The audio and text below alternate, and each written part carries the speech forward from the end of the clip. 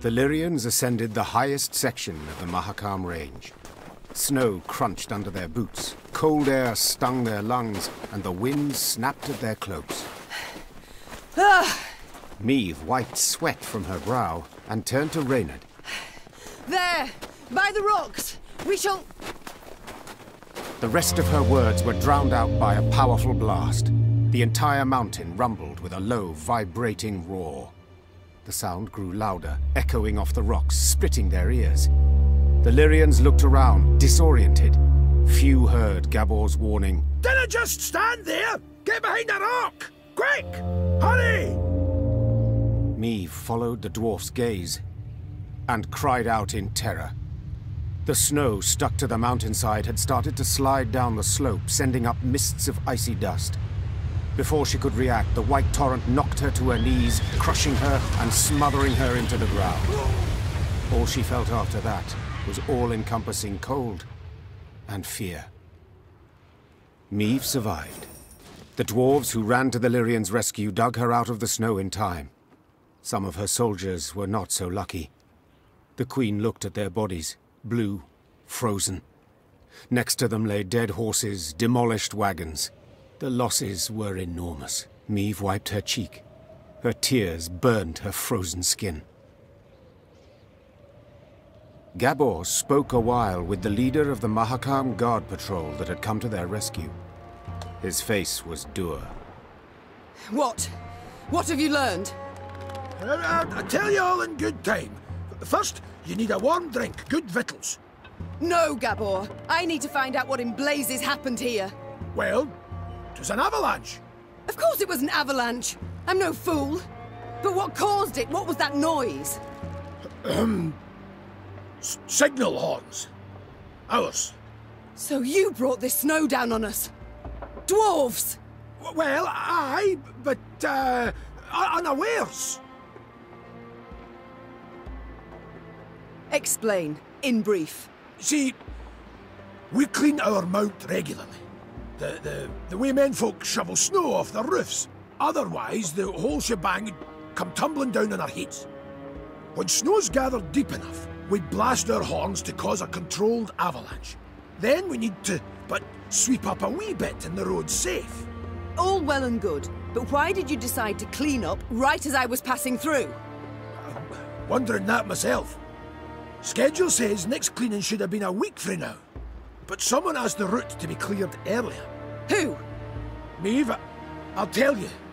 But first, promise you'll... Who? Hey.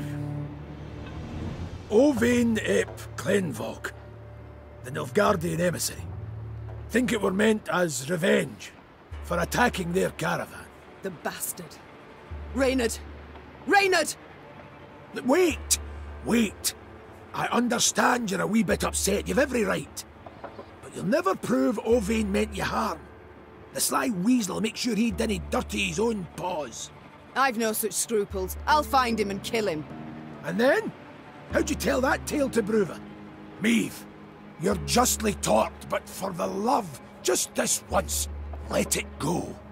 Or you'll leave Mahakam with nae a scrap to show for it.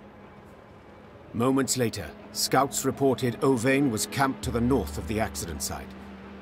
Meve had to decide how much she was willing to risk to get her revenge on the Imperial emissary.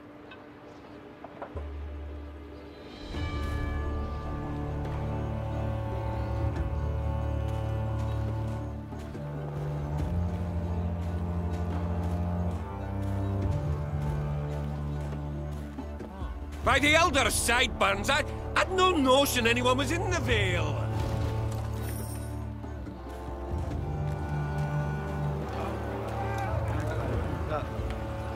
There, milady, whispered one of the scouts. Left of the path.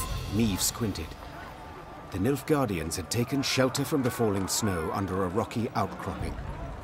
The smell of roasting meat wafted from their campfire, and echoes of laughter could be heard. The black-clad soldiers had reason to celebrate. They had just decimated Meve's company without even drawing their weapons. Meve's gaze caught something else. A metal container into which the Nilfgaardians tossed bones once they'd been gnawed clean.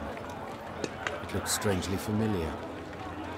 Only after a moment did the Queen understand it was an overturned Lyrian helmet dug out of the snowy grave of one of her men. The Whoresons. Meave hissed. They'll pay for this.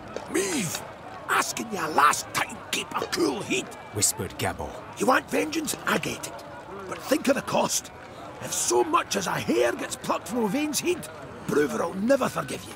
And you can kiss any hope of aid goodbye. Silence followed, finally to be broken by one of the scouts. Milady, what's the order? Do we attack?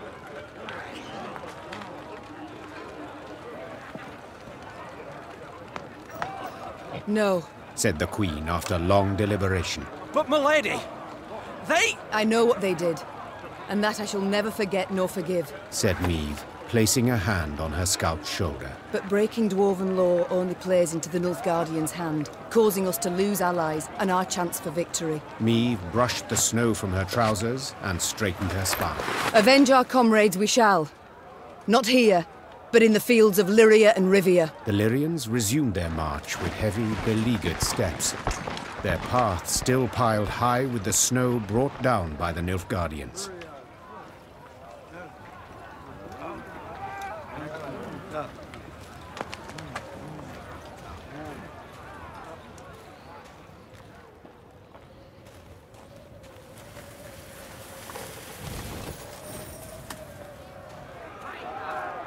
While passing the mining settlement of Kolstock, Meave heard the sounds of battle. Hey-ho! Into the fray, lads! Expecting she would see monsters swarming dwarves, the Queen set off at a gallop to the rescue. Her braid blew about in the wind like a banner, showing her men in which direction to attack. The dwarves she saw, however, were not engaged in a battle against Shaelmars and Barbigazes. No, they were going at one another. Luckily, no weapons had yet been drawn, but given the dwarves have hands the size of bread loaves, this did not necessarily mean there would be no deaths. Oi, lads! Roared Gabor Zigrin. What's this foolishness? Calm the hell down, damn it! Gabor's intervention proved successful. The dwarves limited themselves to verbal jousting. Meave, who was no stranger to barrack room talk, nonetheless turned crimson at the dwarves' cursing. Piecing together the obscenities, Meave concluded they were debating an old quarrel about the height of a certain mountain, or rather of the twin peaks atop it. One of them lay in the territory of Clan Dahlberg, while the other in the Hoogsland. Each family felt their peak was the highest, all measurements indicating the contrary being total fabrications. Queen? Started Gabor, nervously chewing his moustache. They're asking if you, as yin impartial and a fair-minded wench to boot, wouldn't you wish to settle their idiot squabble once and for all? Meave knew well that this type of age-old quarrel could easily end in bloodshed, so she resolved to help. Representatives of the two clans gave her a strange mechanism she was to use to measure elevation. All that was left was for the Queen to button her coat up to the neck and scale the twin peaks. Time to end this delicate feud, once and for all.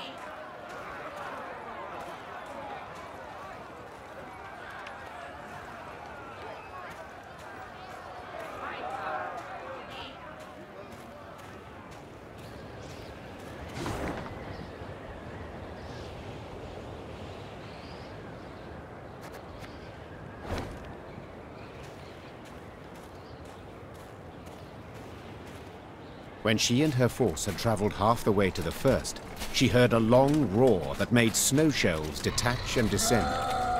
Without waiting for her scouts to return with reports, Meave drew her sword.